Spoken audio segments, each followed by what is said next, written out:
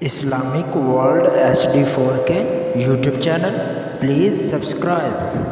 الرجيم بسم الله الرحمن الرحيم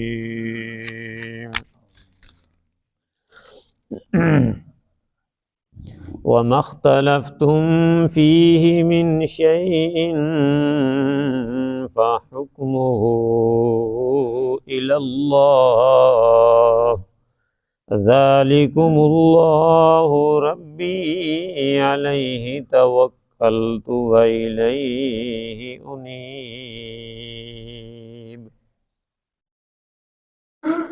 جس بات میں تم اختلاف کرتے ہو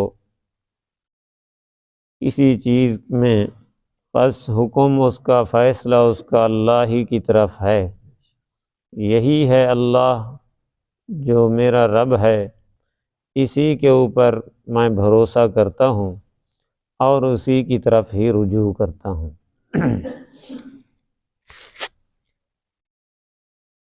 اللہ تبارک و تعالی نے قرآن پاک انسانوں کی ہدایت کے لیے اتارا، اور ساتھ ہی نبی کریم صلی اللہ علیہ وآلہ وسلم کو امت کے لیے رہنما بنا کر، نبی علیہ السلام کو بہترین نمونہ بنا کر اللہ تعالی نے بھیجا۔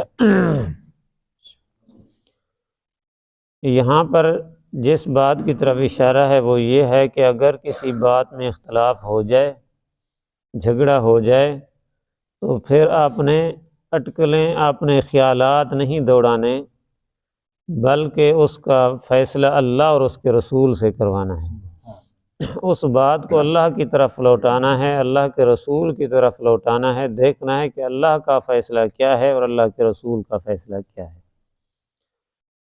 آج جھگڑے اسی وجہ سے ہیں، مختلف قسم کے فرقے بنے ہوئے ہیں، کئی قسم کے گروہ اور جماعتیں بنی ہوئی ہیں۔ اس کی وجہ یہی ہے کہ ہم نے فیصلے اپنے خیال سے کرنے شروع کر دیے ہیں۔ قرآن پاک میں اللہ تعالیٰ نے ایک جگہ پر فرمایا فَإِن تَنَازَعْتُمْ فِي شَيْءٍ فَرُدُّوهُ إِلَى اللَّهِ وَالرَّسُولِ، اگر تمہارا کسی بات میں جھگڑا ہو جائے، یہ سورۃ النساء ہے، آیت نمبر 5۔ فرمایا اگر تمہارا کسی بات میں جھگڑا ہو جائے تو پھر تم اس بات کو اللہ اور اس کے رسول کی طرف لوٹاؤ۔ قرآن میں دیکھو، اللہ کے رسول کی حدیث میں دیکھو۔ اگر وہ بات ہے تو پھر سب کو ماننی چاہیے، اگر وہ بات نہیں ہے تو پھر سب کو چھوڑنی چاہیے، اس میں جھگڑے کی کون سی بات ہے؟ اسی طرح اللہ تعالیٰ نے ایک جگہ پر فرمایا کہ ہم نے دین مکمل کر دیا ہے۔ جب دین مکمل ہو گیا ہے تو اب اس کے اندر کسی چیز کی کمی کی یا زیادتی کی ہمیں اجازت یا ہمیں اختیار نہیں ہے۔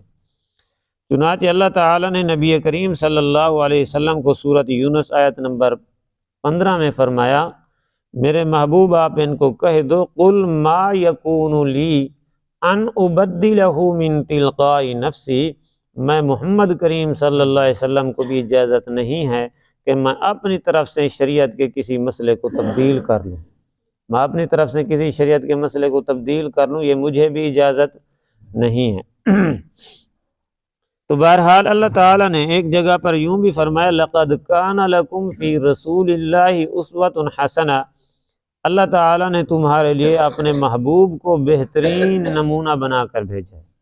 جو کام بھی کرنا ہو میرے محبوب کو دیکھ لو، بس اگر اللہ کے رسول صلی اللہ علیہ وسلم نے وہ کام کیا ہے تو تم بھی کرنا شروع کر دو، اگر اللہ کے رسول صلی اللہ علیہ وسلم نے نہیں کیا ہے، چھوڑ دیا ہے، منع کر دیا ہے تو تم بھی رک جاؤ۔ بس نبی نمونہ ہے، نبی علیہ السلام کو دیکھتے جاؤ اور عمل کرتے جاؤ۔ اور ایک جگہ پر سورۃ آل عمران آیت نمبر 85 ہے، فرمایا وَمَن يَبْتَغِ غَيْرَ الْإِسْلَامِ دِينًا فَلَن يُقْبَلَ مِنْهُ وَهُوَ فِي الْآخِرَةِ مِنَ الْخَاسِرِينَ، جو آدمی دین اسلام کے علاوہ، دین اسلام وہی ہے جو اللہ کے رسول لے کر آئے ہیں، اگر کوئی آدمی دین اسلام کے علاوہ کوئی اور دین اور مذہب تلاش کرنا چاہتا ہے، اپنی طرف سے بنا لیتا ہے، فَلَن يُقْبَلَ مِنْهُ، اس سے قبول ہرگز نہیں کیا جائے گا، ہرگز اس کا وہ دین اور وہ مسئلہ قبول نہیں کیا جائے گا۔ وَهُوَ فِي الْآخِرَةِ مِنَ الْخَاسِرِينَ، اور آخرت کے اندر وہ خسارہ اٹھانے والا ہوگا، نقصان والوں میں ہوگا۔ اور ایک جگہ پر یوں بھی فرمایا کہ یا ایھا الذین آمنوا لا تقدموا بین یدی اللہ ورسولہ، کہ اے ایمان والو میرے محبوب سے آگے بڑھنے کی کوشش نہ کرو، میرے محبوب سے آگے بڑھنے کی کوشش نہ کرو۔ واتقوا اللہ، اللہ سے ڈرو، میرے محبوب سے آگے بڑھنے کی کوشش مت کرو۔ جو چیز میرے محبوب نے بتلائی ہے بس اس کو اتنا ہی کرنا ہے، آگے بڑھانے کی کوشش نہیں کرنی۔ اگر آگے بڑھاؤ گے، مثال کے طور پر فجر کی اللہ کے رسول نے 2 فرض تمہیں سکھلائے ہیں تو تم نے 2 ہی پڑھنے ہیں، زیادہ کرنے کی کوشش نہیں کرنی کہ میرے محبوب سے آگے بڑھنے کی کوشش تم نے نہیں کرنی۔ اگر میرے محبوب سے آگے بڑھنے کی کوشش کرو گے تو پھر ثواب کی بجائے الٹا گناہ ہوگا، بلکہ ایمان کا خطرہ ہے، ایمان کا، کہ جب میرے نبی کی مخالفت کرو گے۔ تو بہرحال کیا حکم ہے کہ میرے محبوب سے آگے نہیں بڑھنا۔ اگر کوئی آدمی ایسا عمل کرتا ہے جو قرآن میں بھی نہیں ہے، حدیث میں بھی نہیں ہے، اپنی طرف سے بنا لیتا ہے، جی ہے تو ثواب کا کام، اس کا مطلب یہ ہے کہ وہ یہ بتلانا چاہتا ہے کہ میرا علم اللہ کے قرآن سے اور محمد رسول اللہ صلی اللہ علیہ وسلم سے میرا علم زیادہ ہے، نعوذ باللہ۔ یعنی اس نیکی کا علم، اس فائدے والی بات کا علم نبی کو نہیں تھا، تجھے ہو گیا ہے۔ اگر یہ نیکی کا کام ہے اور اگر یہ دین کا کام ہے، اللہ کے رسول نے کیوں نہیں بتایا؟ اگر اللہ کے رسول نے نہیں بتلایا تو پھر اس کا مطلب یہ ہے کہ نبی نے اپنی ذمہ داری پوری نہیں کی۔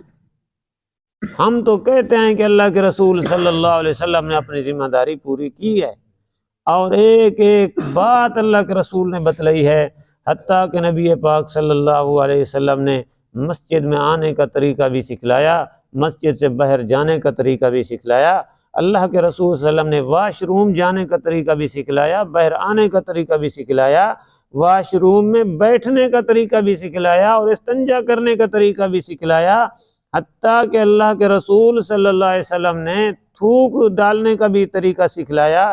تم نے کوئی پھل کھائے ہیں تو ان کا چھلکا پھینکنے کا طریقہ بھی اللہ کے رسول نے سکھلایا۔ جب اللہ کے رسول صلی اللہ علیہ وسلم نے اتنا چھوٹی چھوٹی باتیں سکھلائی ہیں تو پھر اتنا بڑے بڑے نیکی کے کام اللہ کے رسول نے کیا چھپا لیے تھے؟ نہیں، فرمایا تمہارا رسول جو ہے، تمہارا نبی جو ہے، وہ بخیل نہیں ہے کہ اس نے کوئی بات چھپا لی ہو تم سے، نہیں، اللہ کے رسول صلی اللہ علیہ وسلم نے ہر چیز واضح کر کے بتا دی ہے، نبی پاک صلی اللہ علیہ وسلم نے اپنی ڈیوٹی پوری کی ہے۔ اب اگر کوئی آدمی کوئی ایک کام کرتا ہے تو پھر وہ یہ سمجھانا چاہتا ہے کہ اس نیکی کا علم نبی کو نہیں تھا، مجھے علم ہو گیا ہے، میرا علم نعوذ باللہ نبی سے زیادہ ہے۔ بات سن لو، نیکی وہی ہوتی ہے، توجہ فرمائیں، نیکی وہی ہوتی ہے جو اللہ کے رسول صلی اللہ علیہ وسلم نے سکھلائی ہے، بس۔ یہاں پر ایک بات اور سمجھ لیں، ہم جتنا بھی نیکی کے کام کرتے ہیں، جو بھی نیکی کا کام کرتے ہیں، اس کا ثواب پہلے پہلے نبی علیہ السلام کو ملتا ہے۔ پہلے پہلے کس کو ملتا ہے؟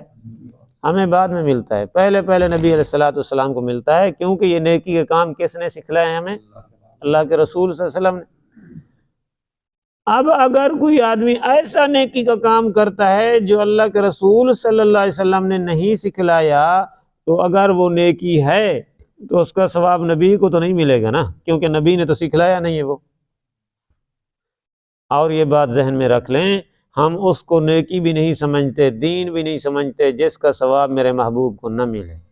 ہم اس کو دین بھی نہیں سمجھتے، ہم اس کو نیکی بھی نہیں سمجھتے۔ نیکی وہی ہے جس کا ثواب میرے محبوب کو ملتا ہے، اور وہ وہی ہے جو اللہ کے رسول صلی اللہ علیہ وسلم نے ہمیں سکھلایا ہے، بس۔ ایک جگہ پر یوں بھی فرمایا، یہ سورۃ النساء ہے، آیت نمبر 65 ہے، فرمایا کہ فَلَا وَرَبِّكَ لَا يُؤْمِنُونَ، توجہ فرمائیں قرآن پاک کے الفاظ پر، لا یؤمنون حتی یحکموک فیما شجر بینہم ثم لا یجدوا فی انفسہم حرجا مما قضیت ویسلموا تسلیما۔ فلا وربک، قسم ہے تیرے رب کی، میرے محبوب قسم ہے مجھے تیرے رب ہونے کی، کہ فلا وربک لا یؤمنون، وہ آدمی مومن نہیں ہو سکتا ہے کہ جب تو کوئی فیصلہ کرے اور وہ اس کے اوپر راضی نہ ہو، اور وہ اس کے اوپر راضی نہ ہو پھر اپنی طرف سے اور چیزیں گھڑتا رہے، تیرے فیصلے کے اوپر تیری بات بتائی ہوئی کے اوپر راضی نہ ہو تو وہ مومن بھی نہیں ہے۔ اللہ تعالیٰ نے قسم اٹھا کر، فلا وربک، قسم ہے تیرے رب کی، میرے رب ہونے کی قسم ہے، اگر وہ تیرے فیصلے پر راضی نہیں ہے، اللہ کے رسول صلی اللہ علیہ وسلم نے جو اذان سکھلائی اس اذان پر راضی نہیں ہے، اللہ کے رسول نے جو جنازہ سکھلایا اس جنازے پر وہ راضی نہیں ہے، اللہ کے رسول صلی اللہ علیہ وسلم نے جو نماز کا طریقہ سکھلایا اس پر راضی نہیں ہے، اپنی طرف سے اور گھڑ رہا ہے، بڑھا رہا ہے یا کم کر رہا ہے۔ تو فرمایا اگر تیرے فیصلے پر راضی نہیں ہے فلا یؤمنون، لا یؤمنون، جب تک وہ تجھے تیرے فیصلے کے اوپر راضی نہیں ہوتا فرمایا وہ مومن نہیں، اس کا ایمان بھی کوئی نہیں۔ یعنی اگر نبی کی بات پر یقین نہیں کر رہا اس کا مطلب تو یہی ہے نا کہ وہ سمجھتا ہے کہ یہ بات ٹھیک نہیں ہے، نبی پر ایمان لاتا تو بات تو ہر ماننی پڑتی ہے پھر جس کے اوپر ایمان لایا جاتا ہے۔ تو فرمایا کہ اسی لیے آج بھی تمام دوستوں سے گزارش ہے، بریلوی حضرات ہیں، شیعہ حضرات ہیں، اہل حدیث حضرات ہیں، جھگڑے کی تو کوئی بات ہی نہیں ہے۔ اسی طرح اذان کے ساتھ صلاۃ سلام کا مسئلہ ہے تو آ جائیں، جھگڑا کس چیز کا کرنا ہے، قرآن میں دیکھ لیتے ہیں، حدیث میں دیکھ لیتے ہیں، اللہ سے فیصلہ کروا لیں، اللہ کے رسول سے کرا لیں۔ اگر صلاۃ سلام پڑھنا اذان سے پہلے قرآن اور حدیث میں ہے تو ہم بھی پڑھنا شروع کر دیں، دیوبندیوں کو پڑھنا چاہیے، اگر قرآن اور حدیث میں نہیں ہے تو پھر بریلیوں کو بھی چھوڑنا چاہیے۔ ہاں جی، اسی طرح جنازے کے بعد دعا ہے، اگر دوسرے قرآن اور حدیث کے اندر موجود ہے دیکھ لیتے ہیں، سارے مل کر بیٹھ کے دیکھ لیں، اگر موجود ہے تو سب کو کرنی چاہیے، اگر قرآن حدیث میں نہیں ہے تو پھر خام خواہ جھگڑا نہیں کرنا چاہیے، پھر ان کو بھی چھوڑنی چاہیے۔ اسی طرح میرے بھائیوں جھگڑے کی تو ضرورت ہی نہیں ہے۔ آج جھگڑا کیوں ہے؟ جھگڑا اسی لیے کہ ہم نے قرآن کو چھوڑ دیا ہے، بس آج ہماری بربادی اور زوال کا جو بڑا سبب ہے وہ یہی ہے کہ ہم نے قرآن کو چھوڑا ہوا ہے، اپنے اٹکل پچو اور اپنے خیالات کے گھوڑے دوڑاتے ہیں لیکن قرآن حدیث کی طرف نہیں آتے، اس لیے جھگڑا ہوتا ہے۔ جی ہمارے مولوی صاحب نے کہا ہے، جی ہمارے پیر صاحب نے کہا ہے، تیرا پیر کوئی آسمان سے نہیں اترا، اللہ نے تو اپنے محبوب کو بھی کہا تھا کہ تجھے بھی دین کے اندر تبدیلی کرنے کا اختیار نہیں ہے۔ جب نبی کو اختیار نہیں ہے تبدیلی کرنے کا تو تیرا مولوی کوئی آسمان سے اترا ہے؟ تیرا مولوی اور پیر کس باغ کی مولی ہے؟ جب نبی کی نئی بات اپنی طرف سے اگر کوئی نبی کر دے تو قبول نہیں ہوتی ہے تو پھر مولوی اور پیر کی کہاں قبول ہوگی؟ قرآن پاک میں ہے، سورۃ التحریم ہے، نبی کریم صلی اللہ علیہ وسلم نے قسم اٹھا لی تھی کہ میں آئندہ شہد ماکھی نہیں کھاؤں گا، میرے اوپر حرام ہے، میں نے اپنے اوپر حرام کر لی ہے، تو اللہ تعالیٰ نے قرآن بھیج دیا، فرمایا یا ایھا النبی لما تحرم ما حل اللہ لک تبتغی مرضات ازواجک، اور میرے پیارے محبوب تو نے کیوں حرام کر دیا اس بات کو جس کو اللہ نے حلال کیا ہے؟ تو نے اس چیز کو کیوں حرام کیا جس کو اللہ نے حلال کیا ہے؟ حلال حرام کا مالک کون ہے؟ اللہ ہے۔ میرا محبوب تو نے کیوں حرام کر دیا شہد کو؟ اپنی قسم کو توڑو اور شہد کھاؤ۔ ہاں جی، یہ کیا ہے؟ قرآن ہے، قرآن۔ تو اس لیے آج بھی تمام جماعتوں سے، فرقوں سے یہی گزارش ہے کہ وہ جو ہے نا جھگڑے چھوڑیں، قرآن اور حدیث کے اوپر آ جائیں تو آج بھی جھگڑے ختم ہو سکتے ہیں، آج بھی فتنے سارے ختم ہو سکتے ہیں۔ حضرت مجدد الفسانی، یہ شیخ الہند رحمۃ اللہ علیہ جب جیل میں تھے، مالٹا کی جیل میں، تو اس وقت حضرت نے فرمایا تھا، حضرت شیخ الہند رحمۃ اللہ علیہ نے، کہ میں نے مسلمانوں کی زوال، مسلمانوں کی بربادی اور ان کی بھٹکنے کی اسباب تلاش کیے، جیل میں سوچتا رہا میں اس نتیجے پر پہنچا ہوں کہ مسلمانوں کے جھگڑے، مسلمانوں کی بربادی اور زوال، ہر جگہ پر جو مسلمان دھکے کھا رہے ہیں، مار کھا رہے ہیں اور بے برکتی ہے، اس کی سبب جو ہے کیا ہے؟ فرمایا اس کے دو سبب ہیں۔ کتنا سبب ہے؟ دو۔ نمبر ایک فرمایا کہ انہوں نے قرآن کو چھوڑ دیا ہے، بس یہ سبب ہے ایک، انہوں نے قرآن کو چھوڑ دیا ہے۔ مولوی صاحب نے کہا تھا جی، ہمارے پیر صاحب نے کہا تھا جی، پیر صاحب تیرا نبی سے اوپر نہیں آیا، تیرا مولوی نبی سے اوپر نہیں ہے، مولوی اور پیر کی بات اس وقت مانی جائے گی جب قرآن حدیث کے مطابق بات کرے گا، اگر قرآن حدیث سے ہٹ کر کوئی بات کرتا ہے تو پھر مولوی کی اور پیر کی بھی بات بھی نہیں مانی جائے گی۔ پہلی بات تو یہی فرمایا کہ قرآن کو انہوں نے چھوڑ دیا، اس لیے گزارش ہے تمام جماعت کو، دوستوں کو، قرآن کو پڑھیں، قرآن کا ترجمہ سیکھیں، قرآن کی مجلسوں میں بیٹھیں۔